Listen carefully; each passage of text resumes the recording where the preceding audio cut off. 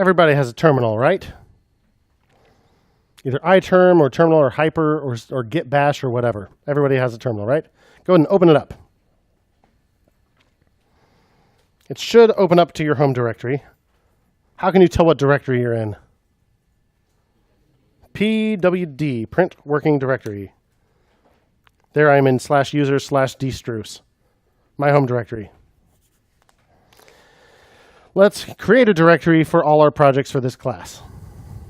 Please do this. So that command, mkdir, mkdir. Let's merc ourselves a dir. Make a directory. Let's call it, I don't know, XTBC for Extern Bootcamp. Why not? And then let's just type in commands, right? No, we're not in that directory yet, right? We made it, but we did not change to it. We are still in our home directory. So don't forget to change into that directory with cd. cd space. I'm going to hit X and tab to make sure I don't mistype it. Use tab completion. cd xtbc. Now if I pwd, I am in users dstruce xtbc. Your username probably isn't dstruce. It could be, but it probably isn't. But hopefully you see something like that. All right. And then let's make a directory for the project we're getting ready to do. Let's call it user directory. So let's mook another dir, mkdir. Let's call it user directory. Nah. I decided to do something I don't usually do, and I'm already upset about it. I'm not going to camel case that. Let's not do it this way. I'm going to rename that thing already. To rename something on the Unix command line, use the command move. You're moving it from one name to another. So let's move user directory to user-directory. For folder names, hyphens are just better. Then let's not forget to change into that directory.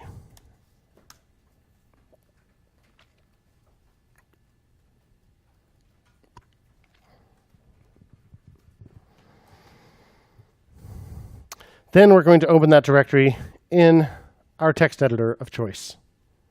I'm going to use Visual Studio Code. So if I type, how do I refer to the current directory? You actually see this if you do an ls-la. I see two files, dot and dot dot. Dot is the current directory. Dot dot is the parent directory. So you can always refer to the current directory as dot. If you cd space dot, you go nowhere because that's where you already are. So if you use Atom or Visual Studio Code or whatever, you could type the name of your editor, code in my case, code space dot, and I will open the current directory in Visual Studio Code. And I always do this. I do not open my Extern Bootcamp folder in code. I open the specific project I'm working on so that I don't accidentally create a new file in the wrong place. It happens every year. People always like to make a single Git repository for all their projects.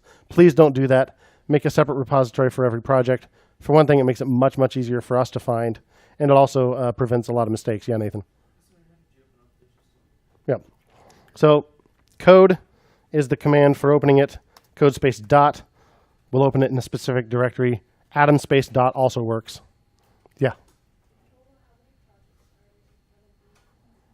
Do I know how many projects there are going to be? 6 or 7, something like that. Yeah.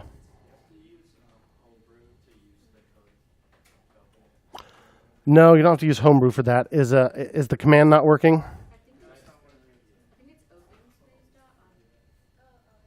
Open would open the directory in Finder or something. It wouldn't open code. If it did not work, open code the old-fashioned way using the icon, or if you're on a Mac, you can use Spotlight, command space. Open up code.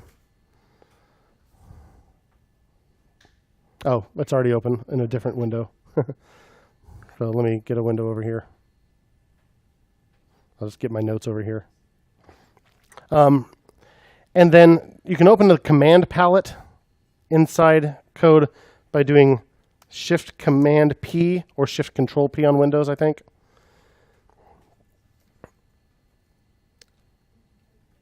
And then let's see, shell command. Yeah, type I search for command, and I see shell command, install code command in path. So do that. And what that will do, the problem is it's not looking in the right place for that code command. Sometimes, as on Dana's laptop, this can be a huge pain in the neck. Probably that will work at least for now. If you can't get it to work from the command line, and you might have to open a new terminal window once you do this. If you can't get that to work, then when you open code, you can say file open and just open a directory instead of opening a file. So just do it the hard way if you have to. But please do this. Do open it in just that one directory. It'll prevent a lot of mistakes. So if you can get the command to work, just code space dot. If you can't, you can always open a folder. The start screen will actually show that option to open a folder.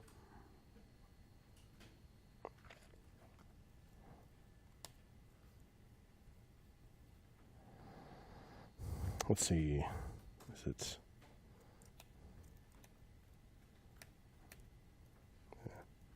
I can't remember this darn command.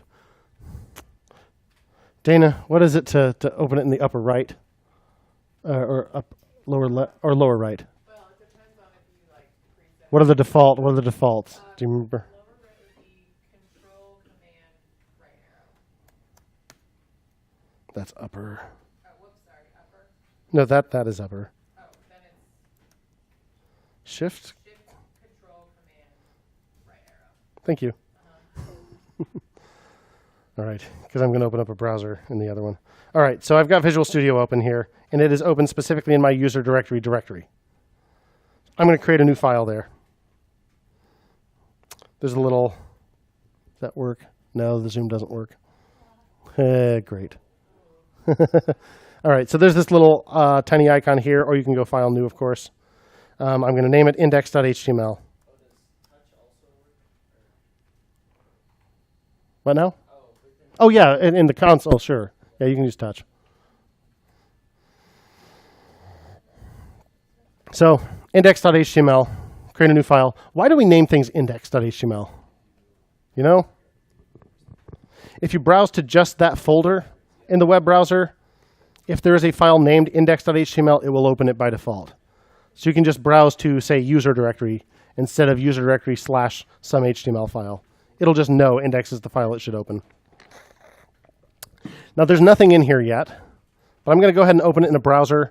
If you installed the, unfortunately, actually, the darn extension for opening it in the browser that I recommend on the website is broken now. It doesn't work with new versions of Visual Studio Code. So I installed another one, but we'll do this another way.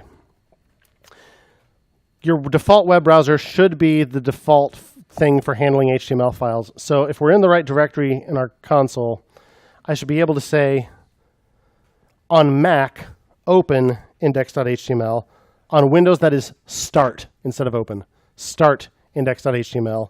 And it should open it in your browser. And it did for me. It just opened it in on my other screen.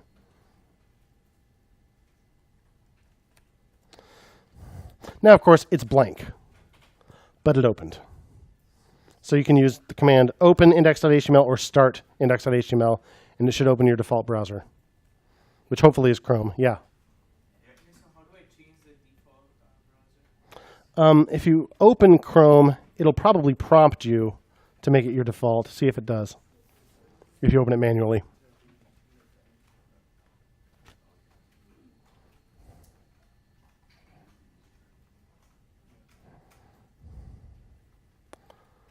Otherwise, you can probably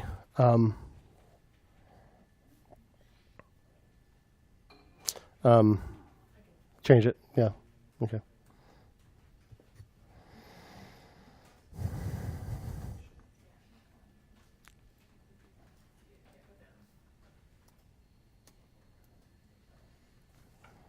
By the way, you can show and hide the sidebar in code using Command B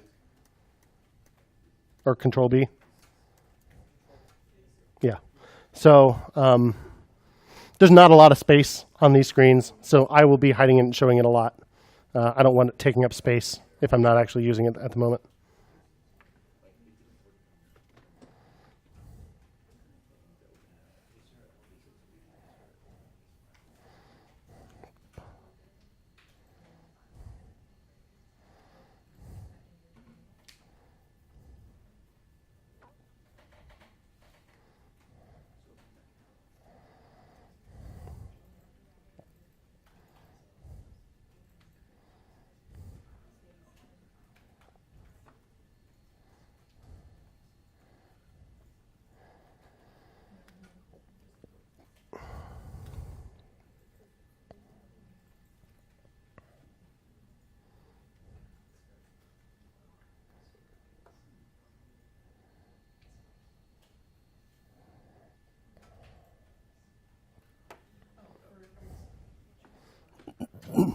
Just wait for a moment.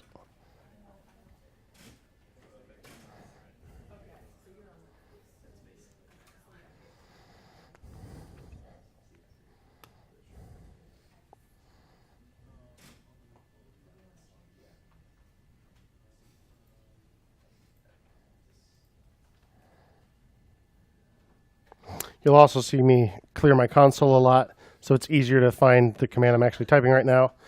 You can do that with Command K or Control K. It works in the console and the browser too, just to clear all that extra noise out of there, because it can be a little hard to tell what I actually typed if there are a lot of commands up there. K for clear.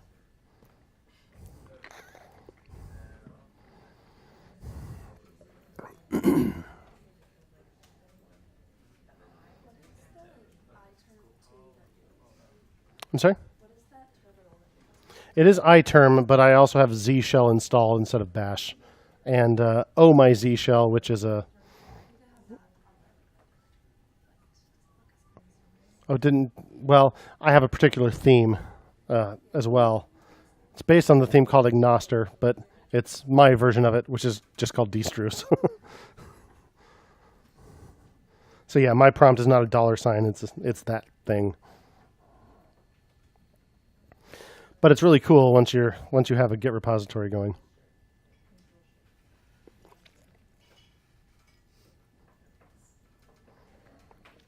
So now we have a blank HTML file. Oops, and I just opened it like an imbecile. Let's make it not so blank. You should be able to just type HTML tab and have it fill in all this for you. Does that work for everyone?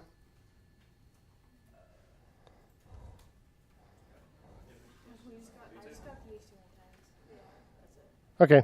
If it just gave you the HTML tags, just put a head and a body in there. You don't need all that other stuff for right now. Put a head, put a title inside the head, and then make an empty body. Now this puts in a link to a style sheet that doesn't exist and a link to a JavaScript that doesn't exist, so I'm going to delete those because they point to nowhere.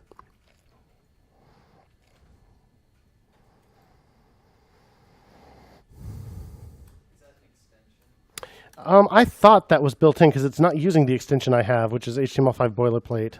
But it may be part of another extension. So anyway, make it look like this.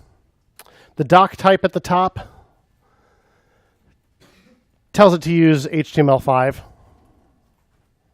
or newer. So that's a good thing to put there too. Yeah. I figured out, like, they told me how to do it. Basically, when you type HTML. Pause for a moment. Yeah, and then there's a box. Uh-huh. The second option, like that, and that would be Oh, right. Okay. So it's doing emit by default. So type HTML. And for me, for whatever reason, the top is this simple HTML5 starting point. For you, it's probably just the tag completion. So choose the second option, which says simple HTML boilerplate, and you'll get all this. Again, we'll get rid of the style sheet and the JavaScript because they don't exist yet. Page title isn't a very good page title. So let's make it user directory. And let's also put an H1 inside our body. Now, just like you could do this with HTML, you could do it with an H1. Just type H1 tab, and it should expand it to an opening and closing tag, and put your cursor in the middle. Is that large enough for everybody? Okay. And let's just write user directory there. Now, I already opened the HTML in my browser, so if I refresh, I should see my H1. If you didn't open it yet, again, you can say open index.html or start index.html on Windows. Great. There's not much to this, but we have ourselves an HTML document that is, in fact, opening in a browser.